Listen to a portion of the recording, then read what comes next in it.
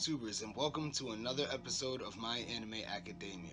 And of course, we're going to be talking about One Piece. I have pretty much caught up. Episode 917 has recently come out. I'm dying to see it, but if I watch it, I'll be back in the same boat that I'm already in now, and I'll be in worse condition because I'll be saying to myself, oh, you did it to yourself, so now you need to wait even longer for the next episode. So yeah, I'm just going to wait until at least 5, maybe 10 episodes come out, and then I'll binge watch it again.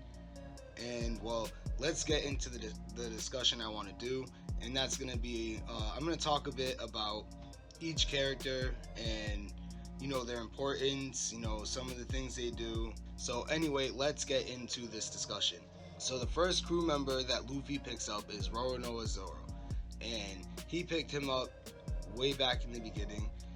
I can't remember the name of the island. It was right after he had met Kobe, but anyway, Zorro was being held captive by Captain Morgan, aka Axan Morgan, and well, Luffy pretty much broke him out, and he explains to Luffy that he has his own goals, his own dream, and that's to be the world's greatest swordsman. In order to do that, he'd have to be Captain Dracula Mihawk. And well, Zorro is a very awesome character. He wields 3 swords, and he's just awesome. That's all there is to it. He's Luffy's right-hand man, his vice captain. He's always butting heads with the cook, Sanji, and that always makes for a good laugh, because people will be like, they're fighting in the middle of a battle or something like that. And one of his most funniest traits is not the fact that he's always sleeping on the ship when something's going on, or the fact that he's always willing to drink. It's the fact that he gets lost so easily. I mean, you can point somewhere for him to go, you can point to a direction, and he will end up lost. Okay, that's all there is to it. You can give him perfect directions and he will end up lost. That's just Zorro. That's how he is, and we all love him for it. And that's all to say. Zorro, he ends up growing a lot in the story. I don't want to give away too much, in case people are trying to watch it or interested in watching it. I'm hoping this will get people interested in watching it. So on to the next character. So the second crew member that Luffy picks up is Nami, and that was back when he fights Buggy, I believe. Yeah, that's when he fights Buggy. Nami is a top-notch navigator. She has a dream of wanting to draw a map of the whole world, and that's pretty much it. She just wants to sail around the world and draw a map of it, and obviously get rich, because she's a very, very greedy person, and she's also a world-class thief. The third crew member that Luffy picks up is Usopp. Usopp is an awesome sniper. He doesn't use a traditional weapon. It is a slingshot. But let me tell you, this thing is not to be trifled with, because he comes up with many tricks. He has his fire star, Tabasco star. He does many different things that actually help him win battles. He's always the cowardly one, which makes for comedy. Obviously, he's always thinking the worst. We're gonna die, stuff like that. But when push comes to shove, he will put out. He will put his all into it. He will fight until his last breath, and we've seen it, and it's awesome. He also ends up getting stronger. Like I said, I won't give away too much, but Usopp is just Usopp. He's known for his long nose, his afro, and he's a liar, but not really anymore. He doesn't really lie that much anymore, unless he's trying to threaten a character and he's kind of too scared to fight. He's hoping that maybe just words will scare them away so he doesn't have to fight. Tell him, I'm the captain of the Usopp Pirates and I have control over 8,000 men, stuff like that. It's pretty funny. And yeah, Usopp is the sniper of the crew. He was also pretty much the shipwright of the crew for a long time, until they picked up their shipwright, who I will talk about later, Frankie. And let's move on to the next crew member that Luffy gets. The next crew member that Luffy gets is Vin Smoke Sanji. Now, Vin Smoke Sanji is the ship's cook. He is a very, very amazing cook. He's probably the best in the world. Anywhere he goes, he's always putting out better food than anyone else that challenges him, pretty much. Or whoever tastes his food, they say it's better than the person that's the best there. So that's Sanji. He is known for his black leg style. They call him Black Leg Sanji, and that would be because he only uses his feet to fight. He will not fight with his hands because he is a cook, and that's something he stated plenty of times in the anime. And he's very awesome. There's one thing I will spoil with Sanji, and that would be his wanted poster. It does not really look like him, and it causes a problem further, like right before the time skip. That's all I'm gonna say about that.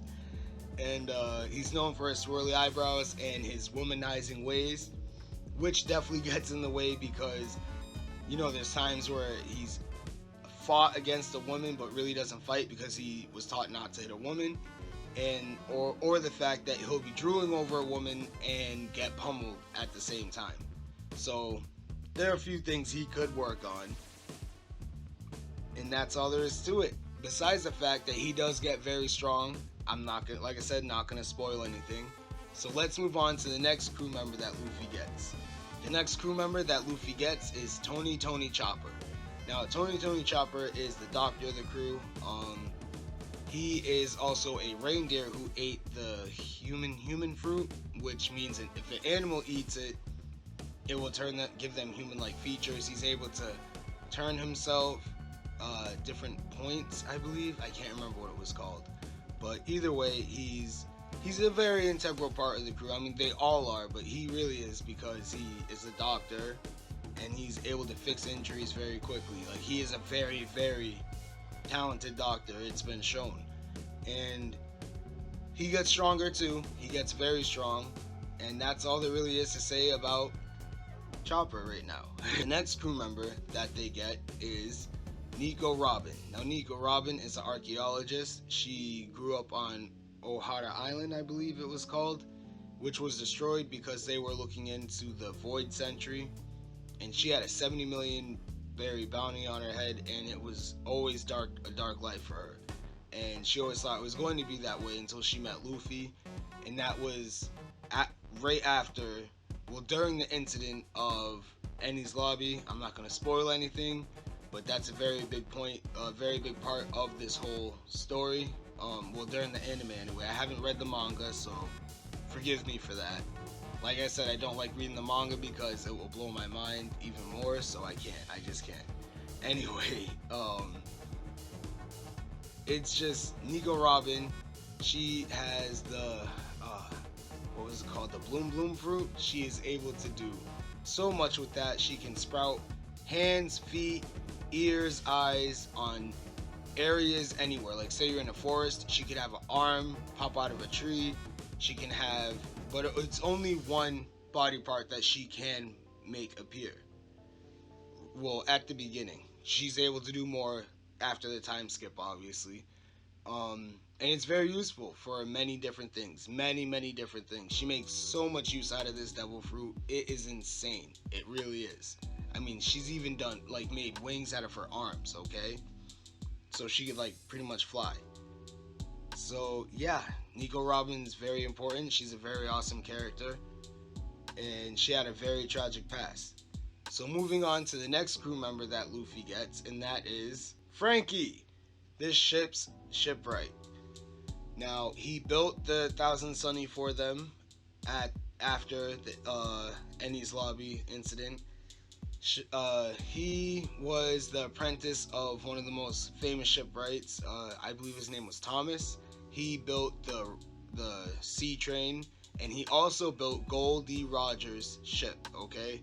And he was actually gonna go to jail for that, but that's why he built the sea train to, you know, kind of get out of that. But the government wanted the blueprints to a weapon that he had, which he gave over to Iceberg, and they ended up killing him for it. So Frankie tried to stop the sea train with his bare hands to get revenge. No, actually it wasn't. They were trying to bring him to prison, and that's when he tried to stop the sea train. That's right. But moving on. Frankie came back later on after getting hit by the sea train as a cyborg, pretty much, except for his back. Everywhere else had metal and stuff like that, but his back did not. And well, Frankie gets even more crazier after the time skip. And one more thing about Frankie, he doesn't like to wear pants, people. He doesn't like to wear pants. He's always in a Speedo. Yeah. And he's always saying super. Moving on to the next crew member. And the next crew member we're going to talk about is Brooke. He is a walking skeleton. That's because he ate the soul fruit. He had died once before 50 years ago. By the time he got back, his soul got back to his body, it was nothing but a skeleton and an afro that was left. So he is the musician of the crew. He brings a lot of joy and laughter to them, making skeleton jokes.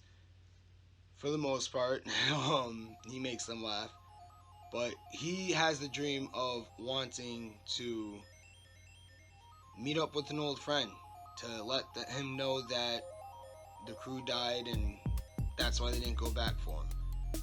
He's a very skilled swordsman, that is for sure. He carries it in a cane, and he's actually really good. He's a really good character. Love him. We need him, and that's all there is to it.